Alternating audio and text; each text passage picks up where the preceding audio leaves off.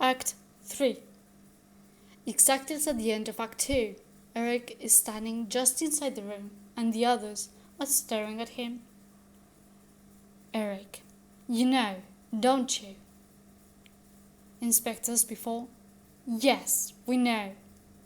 Eric shuts the door and comes further in. Mrs. Bowling, distressed. Eric, I can't believe it. There must be some mistake. You don't know what we've been saying. Sheila, it's a good job for him he doesn't, isn't it? Eric, why? Sheila, because Mother's been busy blaming everything on the young man who got this girl into trouble and saying he shouldn't escape and should be made an example of. Berling, that's enough, Sheila. Eric bitterly, you haven't made it any easier for me, have you, Mother? Mrs. Berling, but I didn't know it was you. I never dreamed. Besides, you're not that type. You don't get drunk. Sheila, of course he does. I told you he did. Eric, you told her. Why, you little snake? Sheila, no, that's not fair, Eric. I could have told her months ago, but of course I didn't. I only told her tonight because I knew everything was coming out. It was simply bound to come out tonight. So I thought she might as well know in advance. Don't forget, I've already been through it. Mrs. Berling, Sheila, I simply don't understand your attitude. Berling, neither do I. If you had any sense of loyalty. Inspector, cutting in smoothly. Just a minute, Mrs. Berling. There'll be plenty of time when I've gone for you all to adjust your family relationships. But now, I must hear what your son has to tell me, sternly to the three of them, and I'll be obliged if you'll let us get on without any further interruptions. Turning to Eric. Now then. Eric, miserably. Could I have a drink first? Berling explosively. No. Inspector, firmly.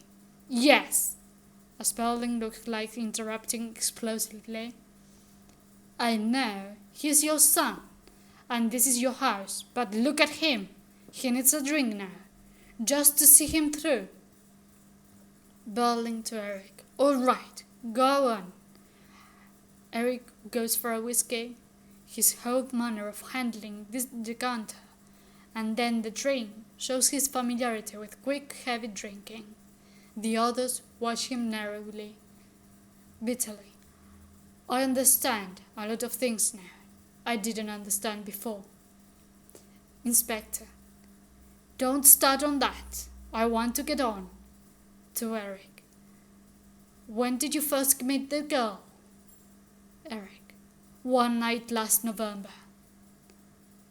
Inspector, where did you meet her? Eric, in the Palace Bar. I'd been there an hour or so, with 2 or 3 chaps. I was a bit squiffy. Inspector, what happened then?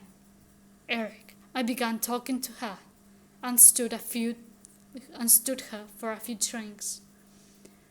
I was rather far gone by the time we had to go. Inspector, was she drunk too? Eric, she told me afterwards that she was a bit, chiefly because she'd not had much to eat that day. Inspector, why she gone there? Eric, she wasn't the usual sort, but well, I suppose she didn't know what to do. There was some woman who wanted her to go there. I never quite understood about that. Inspector, you went with her to her lodgings that night? Eric, yes, I insisted, it seems. I'm not very clear about it, but afterwards she told me she didn't want me to go in, but that, well, I was in that state when a chap easily turns nasty, and I threatened to make a row. Inspector, so she let you in? Eric, and that's what happened. And I didn't even remember. That's the hellish thing. Oh my God, how stupid it is. Mrs. Burling with a cry. Oh, Eric, how could you? Burling sharply. Sheila, take your mother along to the drawing room. Sheila protesting. But I want to. Burling very sharply. You heard what I say. Gently. Go on, Sybil. He goes to open the door while Sheila takes her mother out. Then he closes it and comes in. Inspector. When did you meet her again? Eric. About a fortnight afterwards. Inspector. By appointment? Eric. No. And I couldn't remember her name or where she lived. It was all very vague. But I happened to see her again in the Palace Bar. Inspector. More drinks? Eric. Yes. Though that time I wasn't so bad. Inspector. But you took her home again? Eric. Yes. And this time we talked a bit. She told me something about herself I talked to. Told her my name and what I did. Inspector. And you made love again? Eric. Yes. I wasn't in love with her or anything, but I liked her. She was pretty and a good sport. Burling harshly. So you had to go to bed with her? Eric. Well, I'm old enough to be married, aren't I? And I'm not married, and I hate these fat old tarts round the town. The ones I see some of your respectable friends with. Burling angrily. I don't want any of that talk from you. Inspector very sharply. I don't want any of it from either of you. Settle it afterwards. To Eric. Did you arrange to see each other again after that? Eric. Yes. And the next time, or the time afterwards? After that. She told me she thought she was going to have a baby. She wasn't quite sure. And then she was. Inspector. And of course, she was very worried about it? Eric. Yes, and so was I. I was in a hell of a state about it. Inspector. Did she just suggest that you ought to marry her? Eric. No, she didn't want me to marry her. Said I didn't love her, and all that. In a way, she treated me as if I were a kid, though I was nearly as old as she was. Inspector. So what did you propose to do? Eric. Well, she hadn't a job and didn't feel like trying again for one, and she'd no money left. So I insisted on giving her enough money to keep her going until she refused to take any more. Inspector. How much did you give her altogether? Eric. I suppose about £50 all told. Burley. £50? On top of drinking and going round the town? Where did you get £50 from? As Eric does not reply. Inspector. That's my question too. Eric miserably. I got it from the office. Burling. My office? Yes, Eric, yes. Inspector. You mean you stole the money? Eric. Not really. Burling. Angrily. What do you mean, not really? Eric does not reply because now Mrs. Burling and Sheila come back. Sheila. This isn't my fault. Mrs. Burling. To Burling. I'm sorry, Arthur, but I simply couldn't stay in there. I had to know what's happening. Burling savagely. Well, I can tell you what's happening. He's admitted he was responsible for the girl's condition, and now he's telling us he supplied her with money he stole from the office. Mrs. Burling, shocked. Eric, you stole money? Eric, no, not really. I intended to pay it back.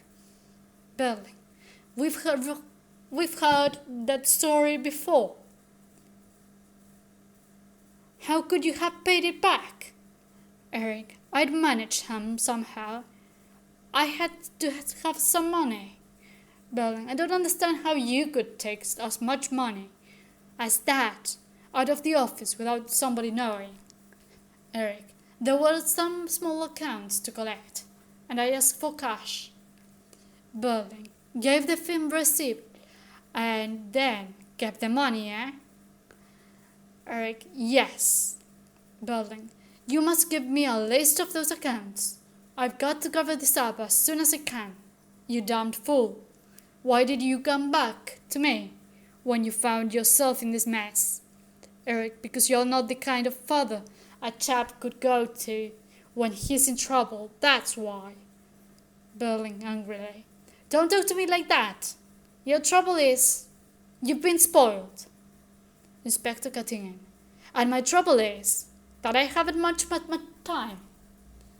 You'll be able to divide the responsibility between you when I'm gone. To Eric, just one last question, that's all.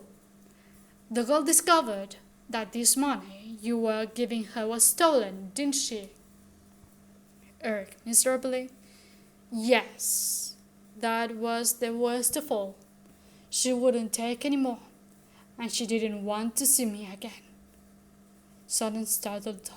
Here, but how did you know that? Did she tell you? Inspector, no, she told me nothing. I never spoke to her. Sheila, she told Mother. Mrs. Berling alarmed. Sheila? Sheila, well, he has to know. Eric to Mrs. Berling. She told you. Did she come here? But then she couldn't have done. She didn't even know I lived here. What happened? Mrs. Berling, distressed, shakes her head, but does not reply. Come on, don't just look like that. Tell me, what happened? Inspector, with calm authority, I'll tell you. She went to your mother's committee for help after she'd done with you. Your mother refused that help. Eric, nearly at breaking point. Then you killed her. She came to you to protect me, and you turned her away. Yes, and you killed her. And the child she'd have had too. My child, your own grandchild. You killed them both. Damn you, damn you. Mrs. Berling, very distressed now. No, Eric, please. I don't know. I didn't know. I didn't understand. Eric, almost threatening her. You don't understand anything. You never did. You never even tried, you. Sheila, frightened. Eric, don't. Berling, furious, intervening. Why, you hysterical young fool. Get back, or I'll... Inspector, taking charge masterfully.